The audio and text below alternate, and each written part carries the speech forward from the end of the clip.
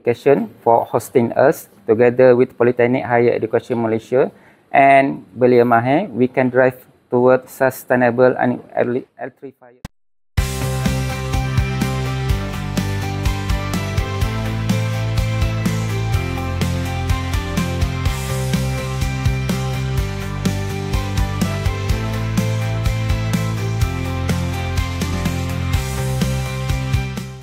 Okay, bersambung kita seterusnya kepada bahagian kedua kita punya siri podcast kita, Audiosia kita, untuk menceritakan pengalaman pesyarah dan juga pelajar kita ke Wuhan Technical. Betul saya sebut Wuhan Technical College of Communication. Jadi kalau kita tengok dia punya nama kan, Wuhan Technical College, belakang tu ada communication. Adakah dia ataupun dia adalah college untuk komunikasi saja ataupun macam mana? Boleh cerita sikit tak? Kalau tahulah apa yang WTCC ni offer. Okey, pada hari pertama kami sampai, hari Ahad. So kami diberi peluang untuk rehat lah separuh hari. Lebih kurang pukul 12 sampai pukul 5 petang. Kemudian mereka bawa kami pergi makan. Makan di kantin kolej lah. Makan dia tu halal lah? Kami memang ada provide penyedia yang Muslim. Disediakan lah? Disediakan. Okay. So antara menu rasmi dia adalah mi tarik lah. Tengoklah. Ada tunjuk gambar. Ada mi tarik. Memang hari-hari mi tarik? Bukan mi kari, mi tarik. Mi tarik. Dia hari-hari memang kena ada mi tarik. Memang dia tarik lah. Mi ni ditarik sampai halus. Dalam kejap je. Seminit pun tak sampai. Memang. Okay. Hari pertama, hari kedua memang sedap lah. Hari yang ke-10 dah tak sedap. Memang hari-hari dia sajikan mi tarik? Ya. Untuk pagi. Setiap hari. Cuma ada menu sampingan lah. Tengah hari bila kita request nasi, dia akan bagilah nasi. Tapi nasi dia lebih banyak kepada sayur, tomato, kobis. Tapi timun. macam orang China ni ataupun orang Wuhan lah secara khususnya, dia memang makan mi ke sebagai makanan rutin ni? Saya nak tahu ni. Itulah bila kita orang pergi berjalan di bandar, pergi restoran, memang mostly dia orang makan mi. Makanan ruji dia mi lah, bukan nasi lah. Rasanya macam tu lah. Okay. Memang ruji Mi tu kira macam makanan utama dia. Lepas tu nasi tu sampingan yang biasa orang lain nak minta. Tapi mi tu kan dia ada kuah dia kan? Kuah dia tu berbeza ke ataupun sama je? Berbeza kan? Berbeza lah. Kuah tu berbeza lah. Dia rasa dia memang sedap lah. Okay. Rasa dia lain. Tapi kalau dah 2 minggu pun kita makan nasi kan? Dia macam Maggi yang kita makan kat sini tapi lebih sedap. Dan dia ada jenis pedas, jenis biasa. Macam-macam lah. Okay. Aku kembali kepada cerita WTCC tadi. Kemudian pada hari kedua, hari Isnin, so kita ada hari majlis perasmian. So pada majlis perasmian ni datanglah semua presiden dia, div kehormat, orang-orang besar untuk kolej lah. Dan mereka tidak boleh berbahasa Inggeris. Jadi kita ada translate lah. Kita cakap English, kemudian dia ada translate ke bahasa Cina ataupun bahasa Mandarin. Kemudian mereka cakap Mandarin, ada translate ke English. Maknanya ada translator lah? Yes, ada seorang. Maksudnya kalau kita nak cakap, kita cakap bahasa Inggeris kepada translator tu akan bagi cakap bahasa Mandarin ke VIP ke siapa-siapa tu, VIP tu akan balas balik. Okay. Kalau tengok video vlog yang kami provide masa pergi ke China baru ni, ada yang first kali tu ada. Vlog tu link dia kita akan letak pada bahagian description nanti. Okay. Kemudian hari petang tu kami dibawa untuk melawat kampus lah. So bermula dengan di bahagian library, bawah library tu kita ada bahagian pameran, kemudian teh tradisional. Mereka mengajar student mereka culture. Maksudnya culture ada dalam dia punya syllabus. Ada dalam syllabus. Maksudnya di samping belajar untuk business, teknikal semua, so pelajar mereka juga belajar culture, supaya mereka lebih kenal culture mereka lah, sejarah mereka. Kemudian kami dibawa untuk melawat bahagian perniagaan. So mereka ada studio TikTok yang mana mereka buat satu produk dan mereka student sendiri menggunakan aplikasi TikTok untuk promosikan barang dia. Misal katalah student ada student mechanical kat situ contohnya? Saya tak pasti. Masa tu mungkin tak ada lah sebab cuti SEM. Katalah student mechanical dia ada buat satu produk contohnya. Produk engineering. Untuk consumer. Jadi dia boleh jual produk tu di studio TikTok. Okay. Masa depan luar studio tu ada motor EV. Ada 2 biji 2 biji untuk queue untuk dijual lah untuk dipromosi dalam TikTok. Okay. Motor EV tu dibangunkan oleh student. Saya rasa daripada kilang. Tapi student yang akan jual dia belajar. Sebab student bahagian perniagaan. Dia ada juga bahagian mereka fashion, dandanan rambut kan. Lain pada tu kami tak diterangkan secara detail lah. Tapi ada mechanical, automotif antara bahagian utama kolej tu lah. Dan jumlah pelajar kolej tu adalah 18,000. 18,000 Dia kolej tapi standard macam universiti kat Malaysia. Main belas-belas ribu Tapi dia offer level diploma. Sama macam politeknik lah. A-level maknanya lepasan macam kita lepasan SPM dan juga diploma.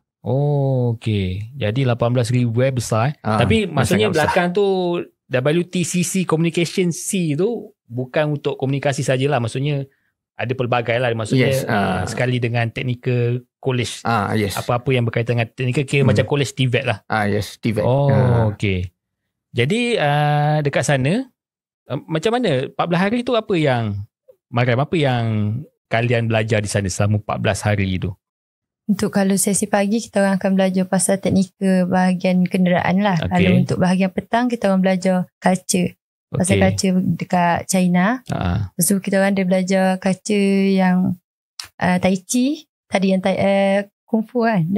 Kung Fu. Dia macam Kung Fu tapi dia lagi lembut. Dia hari-hari belajar Tai Chi? Tak. Dia untuk satu kelas tu sekali je. Tai Chi. Dia ajar tu sampai pandai lah. Sampai boleh buat Tai Chi tu. Sekarang boleh buat, boleh demo. Tak boleh, tak ingat. Maksud dia ada ajar. Kita ada pertandingan.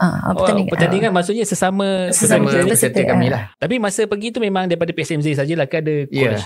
Semua PSMZ. Kita orang dibagi kepada 3 grup. Lepas tu kita orang berlawan lah antara kita orang yang mana lagi perform baik. Lepas tu dapat dia. Ada juri daripada kalangan Laosia di sana lah. Lepas tu selain Tai Chi apa lagi belajar? Kita ada belajar bahasa. Dia ajar bahasa Mandarin. Dia ada belajar tarian, nyanyian. Tarian tradisional Chinese lah? Ke tarian moden? Tarian biasa je lah. Macam tarian Blackpink itulah kan? Tapi nyanyian tu, nyanyian kita kena menyanyi dalam bahasa Mandarin. Dia ajarlah cara sebutan betul-betul macam mana. Apalah kita orang semua betul, baru dia akan rekod video. Ada rekod video pula. Maksudnya kita kena nyanyi sebutan yang betul. Lepas tu dah betul baru dia akan rekod video. Berapa lama nak belajar lagu tu daripada tak tahu sampai jadi sebutan macam orang Cina betul lah? Lama jugalah kan doktor. 2 jam lah. 2 jam. 2 jam tak lama. Tak lama. Saya ingat 2 hari ke 3 hari. Dalam 2 jam tu boleh. Sekejap je lah. Boleh sebab dibahagi part-part untuk setiap kumpulan. Dibahagi pula 3 orang satu kumpulan. Sebut satu baris. Lepas jadinya tak ada semua kita kena hafal semua. Jadinya sikit-sikit tu kita boleh dah sebut tu. Lagi selain daripada tu ada tadi Tai Chi, lepas tu ada nyanyian, tarian, ada kaligrafi. Kaligrafi lah. Dan gubahan. Gubahan bunga macam mana? Bukan gubahan dia macam yang biasa orang China tampal dekat depan pintu. Kalau New Year tadi kan, yang warna merah kita kena potong ikut dia punya bentuk. Setiap dia tu ada maksud tersendiri. Ini kalau yang bentuk macam ni untuk New Year, yang ni untuk wedding. Ada tak sama. Jadi maksudnya tiap selama 2 minggu tu sesi petang tu akan belajar pasal kebudayaan. Sesi pagi akan belajar pasal teknologi lah. Jadi bijak juga China ni, dia mengamalkan dia cuba untuk menunjukkan dia punya soft power lah. Kita tahu China ni kuat, dia ada kuasa tentera, dia dah datang ke Laut Cina Selatan, kan tunjukkan power dia. Pada masa yang sama dia panggil kita punya pelajar-pelajar daripada Malaysia dan dia menunjukkan dia punya kebudayaan. Ada tak kita kena tunjuk kita punya kebudayaan? Kalau tunjuk tu tak ada, tapi dia bertanya. Dia tanya kenapa kena pakai tudung. Kita orang tak bagi tahu lah kita punya agama kena pakai tudung sebab aurat macam tu. Kita terang dalam bahasa English dan kita translate bahasa Mandarin. Maksudnya masa bertanya tu sama pelajar dia ke atau sama sama lecturer dia. Lecturer dia tanya kita orang kenapa kena pakai. So ada yang macam berminat lah untuk dia kata cantik. Tapi dekat Wuhan memang tak ada jumpa tak orang Muslim Wuhan? Ada tapi dia orang tak pakai tudung. Dia orang pakai penutup rambut saja. Untuk rambut je. Okay. Kita faham dia punya. Dia tak ada yang pakai full tudung, tak ada. Okay. Tapi komunikasi sesama dengan pensyarah-pensyarah sama Laosia dengan kita tu macam mana komunikasi tu? Dia orang boleh bercakap Inggeris ke ataupun macam mana ke? Kalau bahasa Inggeris tu dia tak mahir mana lah. Kalau ikut ni kita lagi mahir kot. Okay. Kita lagi master. Sebab kita kalau tu kita cakap dalam bahasa Inggeris kita boleh guna bahasa Inggeris kita lah untuk translate ke lecturer dia untuk bagi tahu ke student dia ke lecturer lain. Okay. Kadang-kadang kita tak guna mana telefon untuk translate tu, kita cakap bahasa Inggeris lecturer dia tu. Tapi kalau untuk cakap sesama kita dengan volunteer tu kita kena guna lah. Sebab dia orang memang tak faham. Kena guna apa tu? Kena guna translate. Kena guna apps translator, Google Translate tu? Baru dia boleh faham lah. Jadi kita boleh cakap Melayu lah dengan dia? Boleh. Cakap Melayu, pakai Google Translate. Google Translate akan translate ke Mandarin. Dia cakap Mandarin kan? Sebab kita kat Malaysia ni, kalau kita tengok masyarakat Cina di Malaysia lah, secara umumnya dia orang pandai berbahasa Inggeris kan? Tapi bila sampai kat sana, dia orang memang bukan kita tak boleh kata lah dia tak pandai bahasa Inggeris tu sebab dia tak pandai. Tapi sebab dia tidak pandai bahasa Inggeris, itu saja kan. Bukan sebab dia tak pandai bahasa Inggeris, dia tak pandai. Kan? Satu lagi dasar kerajaan dia lebih mengutamakan bahasa Cina. So mereka yang boleh bahasa Inggeris adalah mereka yang belajar di luar lah. Di Europe, di US. Jadi mereka datang balik ke China, mereka akan ajar dalam bahasa Cina. Jadi banyak nota-nota teknikal semua dalam bahasa Cina. Okay. Jadi masa mereka nak mengajar kami, mereka terpaksa guna translate lah untuk translate dulu dia punya slide, baru dia ajar kami. Kemudian bila dia translate, ada yang beberapa ayat dia tak faham kan? Dia tak faham. Lepas tu kita orang pula yang terangkan kepada dia. Okay. Translator tu tak faham ke ataupun lecturer? Lecturer tu yang tak faham. Lecturer tak faham. Okay, nice. Okay, jadi kita akan sambung untuk bahagian seterusnya tentang macam mana diorang belajar hal-hal teknikal di WTCC.